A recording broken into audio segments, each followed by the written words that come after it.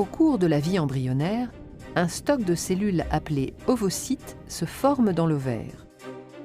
À partir de la puberté et jusqu'à la ménopause, un ovocyte est expulsé chaque mois par l'un des deux ovaires.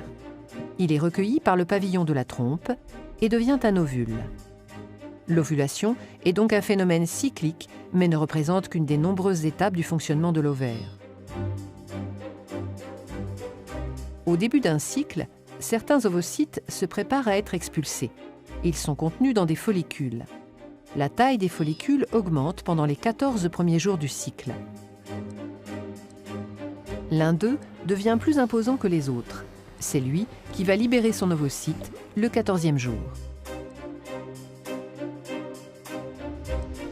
Après l'ovulation, ce qui reste du follicule dans l'ovaire se transforme en corps jaune.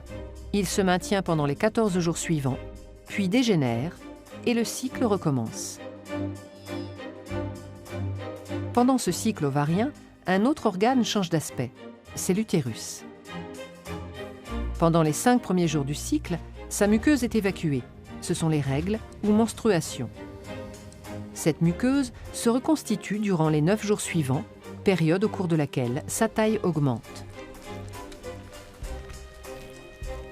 Après l'ovulation et pendant les 14 derniers jours du cycle, la muqueuse change d'aspect. Elle forme une dentelle utérine très vascularisée.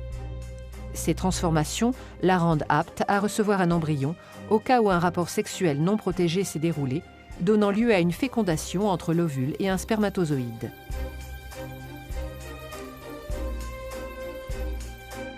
Les propriétés du col de l'utérus sont aussi synchronisées avec le cycle ovarien. Durant les 11 premiers jours du cycle, le mucus présent au niveau du col forme un maillage resserré qui laisse peu de chance aux spermatozoïdes de pénétrer dans la cavité utérine en cas de rapport sexuel. Quelques-uns y arrivent cependant toujours.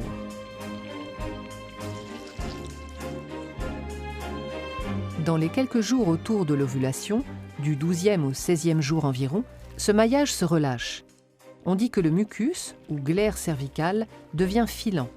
Il laisse passer les spermatozoïdes beaucoup plus facilement. C'est le moment où une fécondation a le plus de chances de se produire et de donner lieu à une grossesse.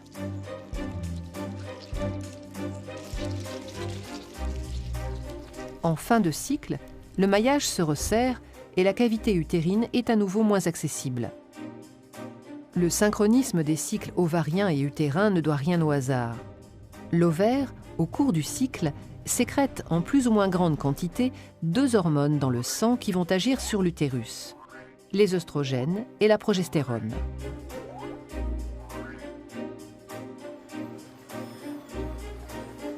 Au début du cycle, la concentration sanguine des 2 hormones est très faible.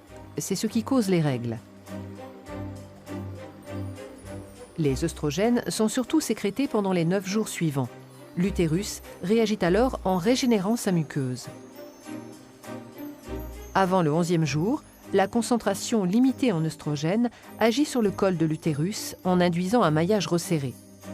Après le 11e jour, la concentration en œstrogènes atteint un seuil qui entraîne le relâchement du maillage de la glaire. Elle devient filante. Après l'ovulation, 14e jour, c'est surtout la progestérone qui est sécrétée. Cette hormone induit les transformations de la muqueuse et le retour à un maillage serré de la glaire cervicale.